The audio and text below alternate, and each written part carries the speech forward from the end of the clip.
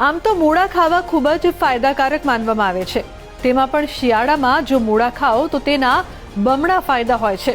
પરંતુ ઘણી એવી વસ્તુઓ પણ છે કે જેને જો તમે મૂળા સાથે આરોગો છો તો તેની તમારા શરીર પર અને સ્વાસ્થ્ય પર એટલી વિપરીત અસર પડી શકે છે કે શરીરને નુકસાન પણ થઈ શકે છે. તો ચાલો આજે જાણીએ કે એવી કઈ કઈ વસ્તુઓ છે કે જેને મૂળા સાથે ખાવાની સખત મનાઈ છે. મૂળાને ખાટા હોય એવા ભોજન સાથે ખાવાથી પાચન તંત્રને નુકસાન પહોંચી શકે છે અને ગેસ, વિચિત્ર ઓડકાર અને એસિડિટી જેવી સમસ્યાઓ વધારી શકે છે. આયુર્વેદ મુજબ મૂળા અને દૂધ ક્યારે એકસાથે ન ખાવા જોઈએ. મૂળા ગેસ ઉત્પન્ન કરતી શાકભાજી છે, જ્યારે દૂધ ઠંડુ અને ભારે હોય છે. જો બંનેનું એકસાથે સેવન કરવામાં આવે તો શરીરમાં ઝેરી પદાર્થ બને છે અને તેનાથી પેટમાં દુખાવો, પેટ ફૂલવું, ઓડકાર અને ઉલટી થઈ શકે છે.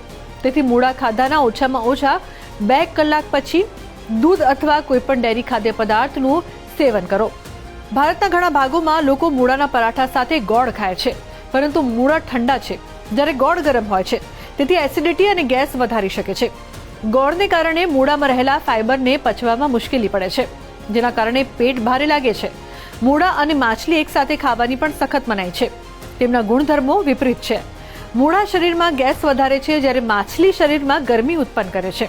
તેમને એકસાથે ખાવાથી ત્વચાની સમસ્યાઓ, પિત્તનું અસંતુલન અને પાચન સમસ્યાઓ થઈ શકે છે.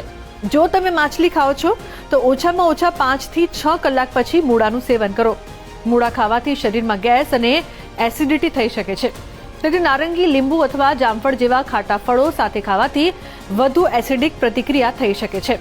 આ પેટ અને આંતરડા પર સીધી અસર કરે છે, જેના કારણે હાર્ટબર્ન, ઓડકાર અને ગેસ વધે છે. તેથી મૂળા ખાધા પછી તરત જ કોઈ પણ ખાટા ફળ ખાવાનું ટાળો. મૂળા અને મધનું એકસાથે સેવન કરવું પણ હાનિકારક માનવામાં આવે છે. મૂળા શરીરને ઠંડુ પાડે છે, જ્યારે મધ ગરમ કરવાની અસર ધરાવે છે. તેમના વિરોધાભાસી ગુણધર્મો શરીરના પાચન રસને અસંતુલિત કરી શકે છે અને આંતરડામાં બળતરા અથવા ચેપનું કારણ બની શકે છે. મૂળા ખાધાના ઓછામાં ઓછા 3 કલાક પછી મધનું સેવન કરવું શ્રેષ્ઠ છે. શિયાળાની કડકડતી ઠંડીમાં મૂળા ખાવાથી ઘણા સ્વાસ્થ્ય લાભ થાય છે, પરંતુ જો તેને ખોટી વસ્તુ સાથે ખાવામાં આવે તો તે તમારા શરીર માટે નુકસાનકારક સાબિત થઈ શકે છે. આયુર્વેદ અનુસાર મૂળાનું સેવન દૂધ, ગોળ, માછલી, ખાટા ફળો અને મધ સાથે ક્યારેય ન કરવું જોઈએ, કારણ કે તેનાથી ગેસ, ઓડકાર, એસિડિટી અને પાચન સમસ્યાઓ વધી શકે છે. હવે તમે મૂળા અત્યારે ખાઓ છો તો કઈ વસ્તુઓ સાથે અવોઇડ કરવા કે જેથી કરીને એનો સંપૂર્ણ લાભ મળી શકે? તો કે કોઈ પણ વસ્તુ ખાટી, જેમ કે લીંબુ છે અથવા તો લીંબુના વર્ગના ઘણા બધા ફળો છે, નારંગી છે, મોસંબી છે, એવા બધા ફળો સાથે મૂળા ન ખાઓ, એ હિતાવહ છે. હવે બીજું, ગોળ સાથે મૂળો ન ખવાય.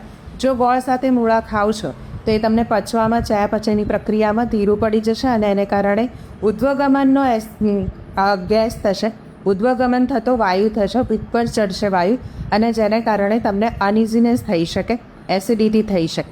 હવે મૂળાને ત્રીજું, મધ સાથે ન ખાવા જોઈએ. મધ સાથે જો તમે ખાઓ છો મૂળા તો તમને એનાથી પણ એસિડિટી થઈ શકે છે અને વાયુ ઉધ્વગમન કરી શકે છે.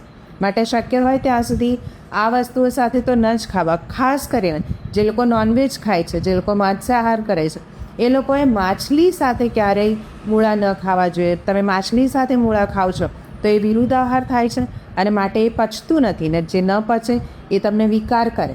માટે મૂળા ખાતા પહેલાં ખટાશ, લીંબુ જેવા બીજા ફળો, મધ, ગોળ અને માછલી, આ વસ્તુઓનું સતત ધ્યાન રાખજો કે એને ક્યારેય આ મૂળા સાથે ન ખાઓ.